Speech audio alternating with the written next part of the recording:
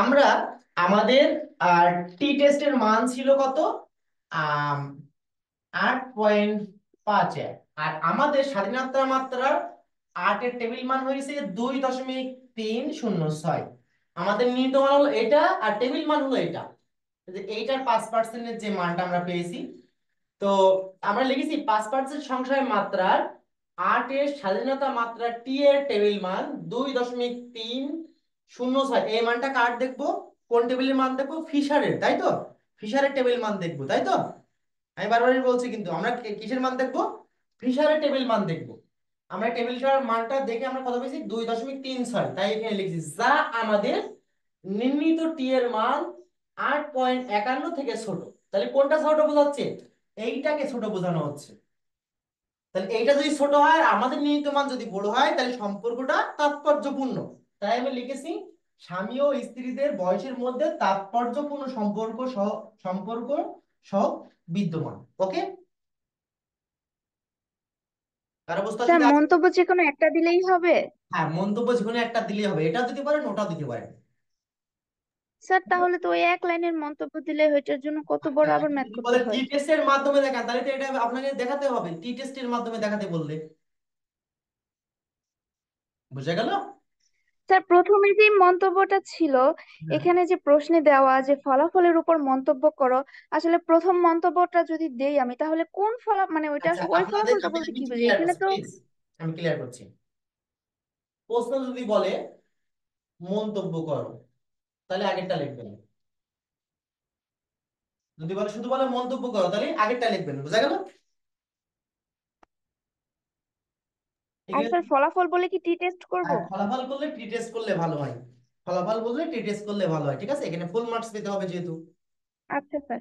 ওকে, কারো কোনো কোশ্চেন আছে কি?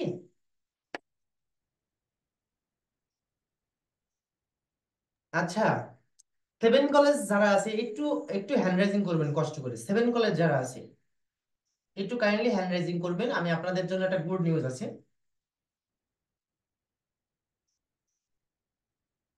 আচ্ছা, আর আছে কি? আর আছে, অলরেডি 7 জন হয়ে গেছে। আচ্ছা, আপনাদের আমি বোর্ড কোশ্চেন গুলো আমি দেখলাম।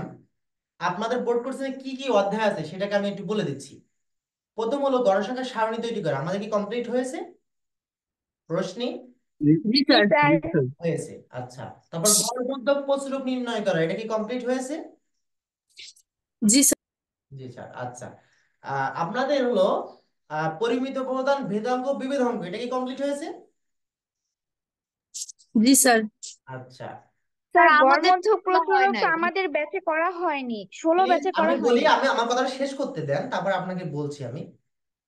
আম, আপনাদের কায়বর্গ কমপ্লিট হয়েছে? জি জি স্যার। স্যার। ওকে, আচ্ছা। আপনাদের সম্ভাবনা অধ্যায় নাই, এই যে অধ্যায়টা হলো লাস্ট অধ্যায় আপনাদের, সহ সম্পর্ক কোরিলেশন, মনে থাকবে। এখন আপনাদের গুড নিউজটা কি? আপনারা পুনরায় আবার গোড়া থেকে করার সুযোগ পাবেন। গোড়ার থেকে আবার একবার করার সুযোগ পাবেন এই কটা অধ্যায়। ওকে। হ্যাঁ স্যার, আমরা তো করি নাই, অনেকগুলো টপিক হ্যাঁ, আমাদের বাদ যেহেতু আছে। নতুন নতুন আছে, এই জন্য আমরা আবার সবাইকে সুযোগ দিচ্ছি এটা গোড়ার থেকে করার। আচ্ছা স্যার, ঠিক আছে। ঠিক আছে। আমাদের পরের অধ্যায়গুলো এত সময় লাগবে না, তো যেগুলো আমরা রিপিট করবো সেগুলো এত সময় লাগবে না। আর যারা আছে তারা অবশ্যই আমাদের সাথে থাকবেন, শিখবেন। তাই বলে এটা মনে করবেন না স্যার একবার করাইছে একবার হয়তো খারাপ করে করাবে, তা না। আমরা সবগুলো করবো ইনশাল্লাহ। এরকম স্লোলি করতে করতে যাবো, ঠিক আছে? আচ্ছা, আগামী ক্লাসে সেম একই প্রশ্ন থাকবে, কিন্তু এর মন্তব্যটা আরেকটা থাকবে, সম্ভাব্য ভ্রান্তি মনে করে দেবেন। সম্ভাব্য ভ্রান্তি শেখাবো, মনে থাকবে। আচ্ছা, যেহেতু আপনাদের এটা অনেকটা বড় একটা চ্যাপ্টার, এই যে চ্যাপ্টারটা একটু সময় নিয়ে আমরা চেঞ্জ করব, ঠিক আছে? সময় নিয়ে করতে করতে যাব।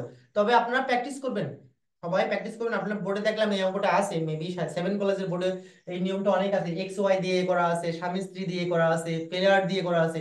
আপনি দেখলাম বোর্ডের প্রশ্নগুলো, সবাই প্র্যাকটিস করবেন, হ্যাঁ? Okay sir. আচ্ছা, আপনারা প্র্যাকটিস না করলে কিন্তু ইয়েটা ইয়ে হবে না, ভালো হবে না, ঠিক আছে? এই জন্য আচ্ছা, ঠিক আছে, সবাই ভালো থাকেন, আল্লাহ হাফেজ।